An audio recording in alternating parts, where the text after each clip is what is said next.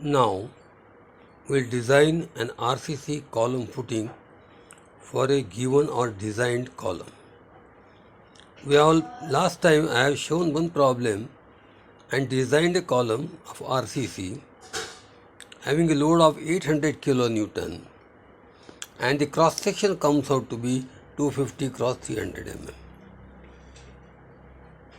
mm. Now we are designing the footing for the same column of 250 cross 300 and taking a actual load of 800 kilonewton as the designed load.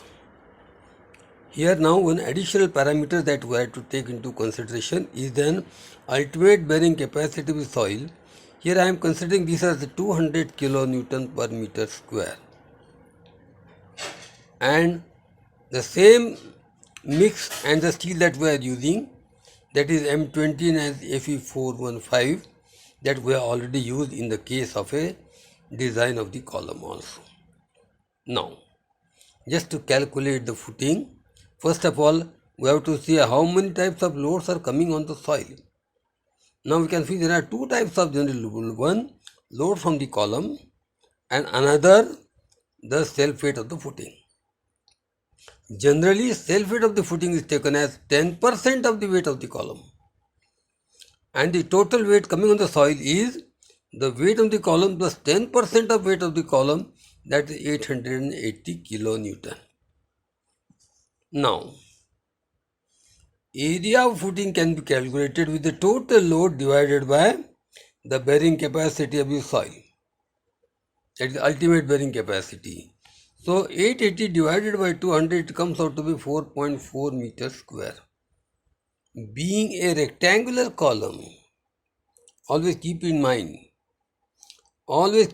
mind that when the column is rectangle, we must have a footing must be rectangle. If the column is a square one, the footing must be square just for the sake of even distribution of load over the entire footing. So here now I am considering this is 2 cross 2.5, that is 5 meters square, required was 4.4, so our area is same. Now we have to go for finding out the depth of the footing. For finding out the depth of the footing, first of all we have to see the upward pressure of the soil, and the upward pressure of the soil can be calculated with the total load of the column only divided by the actual area, that is 800 divided by 2 cross 2.5, it comes out to be 160 kilonewton per meter square. So we can say the upward pressure is 160 kilonewton per meter square. Now we will go for the important part. The load dispersion as shown in x direction as well as in y direction. We have to go in that direction also. Now what we have to do is, first of all we have to calculate the total load upward force over here, and the upward force is just try to tilt this portion in this way from here. So what we have to calculate, the moment of this upward pressure will act as a force acting at its own CG, and it will tilt the whole structure like this over here along face of a column like this. So what we have to find the moment at the face of the column in x direction can be calculated, that is upward pressure multiplied by this much area will give the upward force multiplied by the distance of center of gravity from the face of the column, that is x bar, that will give the moment in this direction. So upward pressure is 160. Sum of the two parallel sides, that is this is 2 meter, this is 0.25 meter, 0.25 meter plus 2 meter by 2 into 1.1 distance between the two is 1.5. Half sum of the two parallel sides into perpendicular distance between the two. This is the pressure, this is the area, and this is the CG of the trapezium from the face of the column. A plus 2b upon A plus b into h by 3. It comes out to be 160 into 1.23 into 0.69, and when multiply all the three parameters, we are getting the bending moment as 132.48 kilonewton meter. Similarly, in this direction also, upward pressure remains same as 160 kilonewton per meter square. Find out this area, find out this CG, multiply by the upward pressure by this area and this CG, find out the bending moment along this face of this column. Exactly the same thing has been carried out over here. Upward pressure 0.3 plus 2.5 upon 2 into 0.375, that is this distance. Half sum of the two parallel sides into perpendicular distance 0.875, sorry, not this one, 0.875, and then the CG, and it comes out to be 110 kilonewton meter. So in this direction it is 132.48. In this direction it is 110 kilonewton per meter. Select the maximum bending moment, find out value of D. Using M is equal to RBD square, B will be taken as 300. The question is why 300? Generally, when we talk of the B, in the case of this slab, we consider generally B is equal to 1000 mm, that is 1 meter. In some of the books, you will find they are considering B as 1000 mm. In some of the authors of other books are also mentioning B as nothing but just equal total width of this footing. But I am personally considering this only because this is just lifting over here only at this face only. So as soon as the minimum width is taken into consideration, you will get the maximum depth, because denominator is as minimum as possible, you will get the D as maximum as possible, and when we are getting the D as maximum as possible, then our design will be much more safe. So considering this mu max upon R into B, we can find out the value of D required comes out to be about 400 mm. Rounding on the higher side, considering the capital D is 600 and overall depth as 500, considering 80 mm as an effect cover plus half the bar diameter. So I am almost considering 100 mm minus to just get the value of the effective cover as 100 mm. So overall depth is now 600 rather, and effective depth is now 500. Now once value of MUX and MUY are known, we are supposed to find out the area of steel in X direction, area of steel in Y direction by using the empirical formula for MUX at the 132.48. Calculating the area of steel in this direction, it comes out to be 745.8 mm square, rounding it out as 750 mm square. Providing 12 mm bar, I have calculated the spacing, it comes out to be 150 mm center to center. Now considering the reinforcement in other direction for 110 kilonewton meter bending moment, just see it is 110, and we are getting 625. Using the same bar diameter and spacing has been calculated, it comes out 170 mm center to center. So we are providing the main reinforcement in the footing along X direction, in this direction, as 12 mm bar, 150 mm center to center, and along this again the 12 mm bar, 170 mm center to center. and there is no question of any distribution bar at all. There is no question of any providing distribution bar.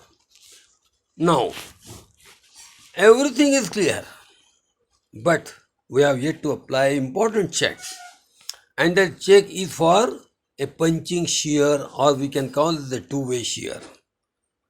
As per the code, the punching shear text acts at a distance of effective d by 2 from the face of the column. From the face of the column. I will just explain the thing by showing the in figure itself. What do you mean by effective d, that is acting at d by 2? But just I am taking that parameters, that pu and the footing says. Now I will let you know what is that d. This is the column face.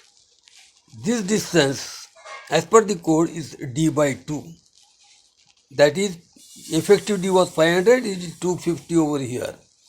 250 over here. Similarly, 250 over here and 250. So I am supposed to calculate this length and this length. Suppose this is 0.25, then you have to add the 250, that comes out to be 0.5 something. Similarly, over here also, this 0.3, add 500, 0.8. 0.8. So it is 0.75, 0.8, or 750 and 800 mm. 750 and 800 mm. Now we have to find out this balance force over here, all around this. How to calculate it? Calculate the upward pressure multiplied by this whole force minus this force. This will give this force over here all around. 160 kilonewton per meter square is the upward pressure, multiplied by this into this, that is L into B. If I call this as L and this I call as B, then Pu into L into B minus, if I call this as A and this as B, multiplied by A cross B. Now here, just explain over here, 160 into 2 into 2.5, this is 2, this is 2.5, minus 0.8 into 0.75. This is 0.8, this is 0.75. And you will find that comes out to be 576 kilonewton. Convert it into Newton and divided by BD for consideration of tau VD, tau VU. So VU upon B dash D, mind it, it is not B, it is B dash. I will explain what is B dash. So VU upon B dash D. B dash is the thing, but the total length right from here to here, here to here, here to here, and the total parameter of this length of effective D from the face of the column is to be added. This is called as B dash. 2 times 0.8 plus 0.75. That is 800 plus 750. 2 times kar liya. And this is effective D, which is as given. It comes out to be 0.37 Newton per mm square. Actual shear stress is now 0.77 Newton per mm square. Now we have to go for the permissible shear stress. As per the code, permissible shear stress is K times tau C. How to find the value of tau C? Tau C can be calculated as 0.25 under root of FCK. FCK is apna M20. So 0.25 into 20, it will be 1.1 Newton per mm square. What is K? As per the code, K is given as 0.5 plus beta C. But under any circumstances, this should not exceed 1.